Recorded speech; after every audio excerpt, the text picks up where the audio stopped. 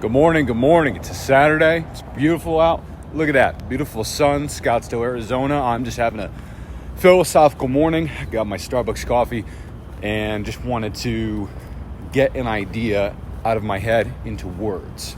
So the way I like to organize these is I'll have a general concept to revolve the video around. And then from there, I'll continuously loop and return to the original concept. And then from there, that gives me permission to go on a tangent so I can organize my thoughts into words so I can clearly articulate them in a future situation, whether it be a debate or just to myself so I could actually understand them. Because I'll do a lot of reading, a lot of research, and I'll have gut feelings and intuitions, and I can't find a way yet to put certain things into words, right? And words are the key to the universe. If you can communicate something properly, that will make you feel more free than anything in the world. Right next to questions. Those are the most freeing things in the world. So the concept that I'm going to make the video about is that everything in the world is solvable. Especially in your personal life, especially with your highest goals and your highest aspirations, everything is completely and 1,000% achievable, and I have evidence to prove it. So, as I sip my good blonde roast, my white girl coffee, let's go. It's gone. Done. There's no more coffee. It's gone. We're going rogue. So here's a concept that I've been going about for a large quantity of my life. And the more I think about it, the more relaxed I'm able to become, which is that everything is solvable. Everything is interchangeable. Everything can be altered. Let's start with macro skills. Let's start with very big things that a lot of people suffer with, right? Discipline, consistency, commitment, confidence, social skills, communication, eye contact, body language, et cetera, right? Right? So, first of all, I have to come up with the definition of solvable in what I'm discussing. So, what I mean by that is that it does not matter the difficulty in your life, the mental challenge, the fatigue, the quantity of time you've been dealing with a particular question or frustration. It's always 1,000% solvable. There's always a solution that can either be cut and dry, absolute, or for yourself, you can internalize it, and for yourself, that could be like your memento operandi, whatever it's called. Let's take a particular, example, which is very unique, right? Let's say that you don't understand anything about habits. You don't understand the literature, or that it takes about, let's say, 21 days or 68 days, depending on the article and individual you're learning from, to change a particular habit. Let's say that you don't know that, hey, like really stacking habits takes one at a time, and you're maybe doing like 5 at a time, right? And you feel really unconfident because you're just trying to stack on 5 habits at once and it's not working, right? You don't know that yet. But, hey man, there's a way to solve this, and there's always a way for me to learn how to develop a macro skill. Let's say you really want to achieve a big goal, right? But you can't seem to motivate yourself, right? And you don't understand, anything about neurochemistry or oxytocin or dopamine or stress or norepinephrine or flow or momentum, or basically how you can actually neurologically train yourself to crave hard work and to crave particular activities more than you would, let's say, music or great food. You don't know that. You don't. But you have that belief that, hey man, I could solve anything I want. So I'll use another example. Let's say discipline, right? I would invite everybody to dive really, really deep into one very, very, very basic concept. The word discipline, the word commitment, the word consistency. Really dive deep, study that, and then just see how much content you can grab on that one particular subject, so you have this broad range of knowledge, and from there you can really connect with it in a different way. What do I mean by this? Good question. Let's say, for example, everybody knows discipline is good for you. But there's no emotional attachment and there's no depth of knowledge. And let's say maybe that particular individual has been suffering with a lack of discipline for a large quantity or the entirety of their lives. Let's say you find out certain knowledge, like, hey man, discipline equals freedom, okay? There's a piece of knowledge. Let's say you figure out, hey man, like, discipline is your best friend. It is like a warm blanket that will warm you up when nobody else will. It maybe doesn't seem like that, but it will. Now, once you have the knowledge, now you have the ability to sit with it and kind of like mull it around. You can walk around with it. You can combine one piece of knowledge with another and cross and compare. Let's take, for example, the example I just gave. Discipline equals freedom. You can think about it. Okay, what does that mean? What does that truly mean? And you could start to tear apart the knowledge in any way you see fit. Okay, what is freedom? Oh, like freedom is really freedom of the mind, freedom for me to feel whatever I want. You can start to think like, what is discipline? Oh, that's like what areas can I utilize this concept? Like, let's say, for example, you find an excuse to utilize discipline.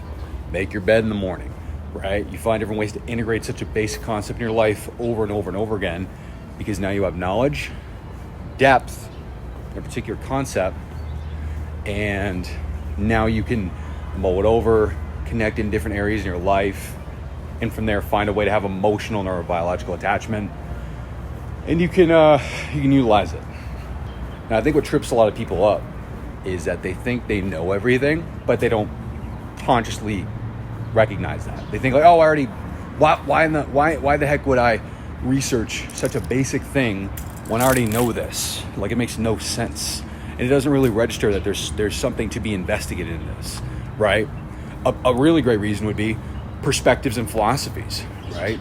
I mean, let's use maybe we could use a different example. Let me think. Nah, we use the same one. We'll talk about discipline still. So let's say the Stoics, all right, hundreds of years ago, 1,000 years ago, individuals that were 3,000 years ago thought about it entirely differently. I guarantee if we're going to use a stereotypical example, a Spartan or a Viking would think about that concept in an entirely different way and have entirely different reference points than an individual from the 21st or even the 20th century. And that's another huge thing I wanted to touch upon. Reference points, okay? So, sticking with the general concept of everything is solvable. Let's say that you are in a situation that is extremely, extremely stressful. We'll use an example of special operations, right? Let's say you're training for Spec Ops, right? I'm not going to use a specific rate or an MOS, but we're just going to keep it broad. Now, the reasoning why I believe, one of the many, many, many, many reasons why certain people have a distinct advantage over others in such a strenuous arena with many other competitors in that self-belief is because they have reference points. Reference points meaning what? Reference points meaning that individual has already endured an extremely strenuous activity, and that could be in any arena. I mean, for goodness sake, David Goggins, right, fits the analogy well. He talks a lot about how he's dumb and how he got his actual discipline to do such strenuous things that he does by studying very hard, very intently, filling up multiple spiral notebooks, right? So it's interconnected. The mental strength and the physical strength, which is a unique concept. And so continuing on reference points. A lot of individuals, they don't believe in themselves enough because they don't have them, right? And maybe you're thinking, okay, Robert, cool. I already knew that. I already knew that. I don't have any reference points of me doing a 60-day, fucking 40-day fast or, stepping away from a relationship that I knew was bad for me. It could be anything, man. Me getting through a really grueling workout that I knew I pushed through, or I don't have the reference point of me, just basic things, man.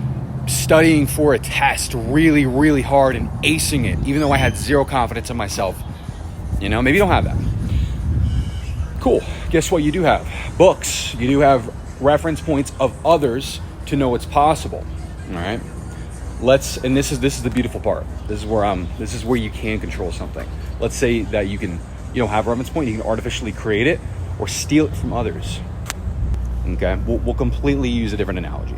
Let's say we're talking about comedy and you think that you're a very non-funny person and there's no way you could ever come up with jokes or storytelling or, be able to entertain multiple people at once. You think that you're boring and XYZ, et cetera, right? But one of your idols is, let's say, Ryan Reynolds, okay?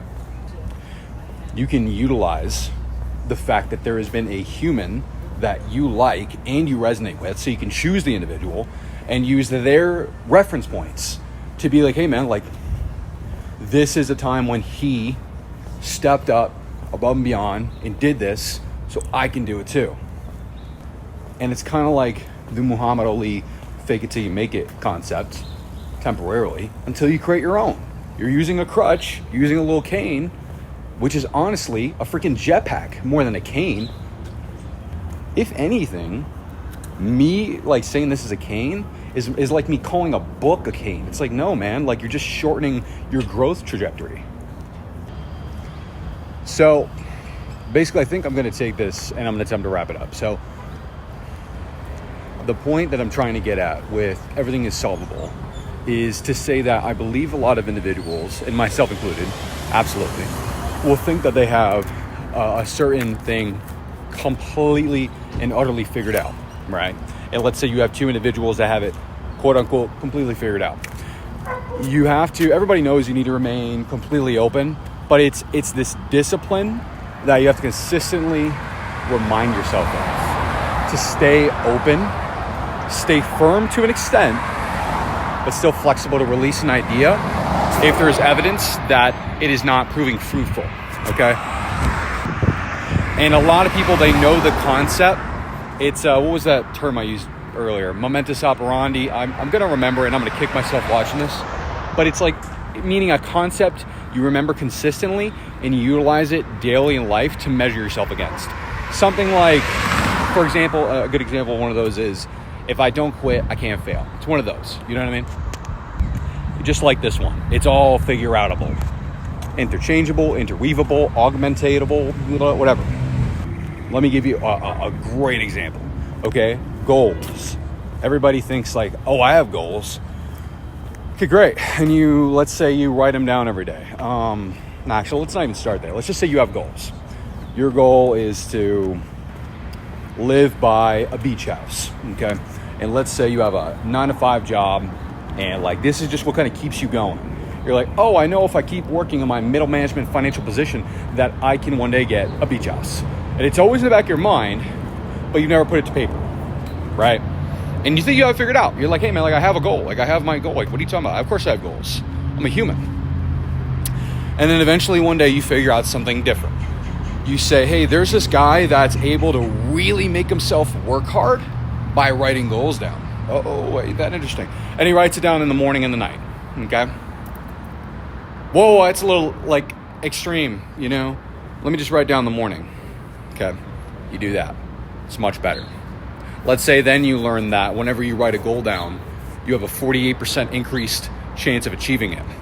And if you write them down every morning and night, okay? And you're like, I'm doing good. I got to figure it out. I understand goals now. I need to write them down. I didn't know that before. Now I know. And then let's say that and this is you being hell bent on it. All of a sudden you get this new piece of information. 48% more likely to achieve a goal when you write it down. 78% more likely to achieve it when you have a measured timeline. Okay. So now you set a timeline.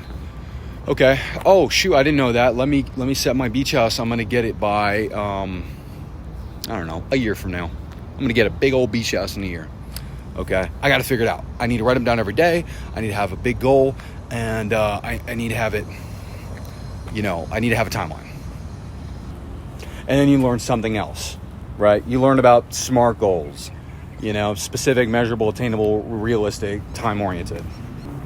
And then you learn about BHAGs, big, hairy, audacious goals. And then you learn about the science about why it's good to write down your goals. And let's say maybe you have a big Word document with all your goals on it, right?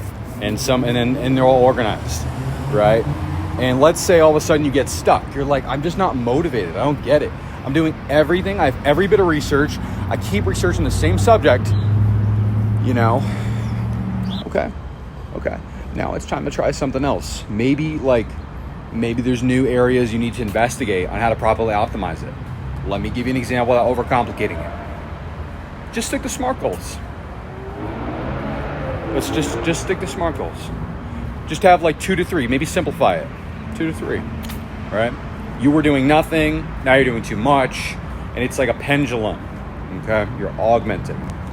And then let's say that you try out, maybe for example, consistency is a factor that you were missing upon. And now you're doing SMART goals, and that's the one you decide to stick to. And, you stick with it consistently for a year straight. Now you got your beach house or whatever goal you wanted. What I just described was, it's beautiful. It's the evolution of oneself in the journey of literally figuring out new concepts, new ways to operate, new ways to think about things, and there's a beauty in that struggle. Because let's say that now all of a sudden you have this deep understanding on goals, and you have this deep understanding on discipline, and you have this deep understanding on consistency. Now that creates, because of your understanding, a bit of confidence, and now you can dig into that repertoire, or whatever the word is, of information, of knowledge, and that creates within you confidence. Confidence that, hey, we go back to the reference points. I figured something out. It is figure outable. There is a solution. There is an answer. It's great. So that's what I'm gonna end with. It's all figure outable, and I'll end it next to this nice big P.F. Chang dumpster. Figure it out. Apply that concept to multiple areas of your life, and hopefully it helps somebody out. All right.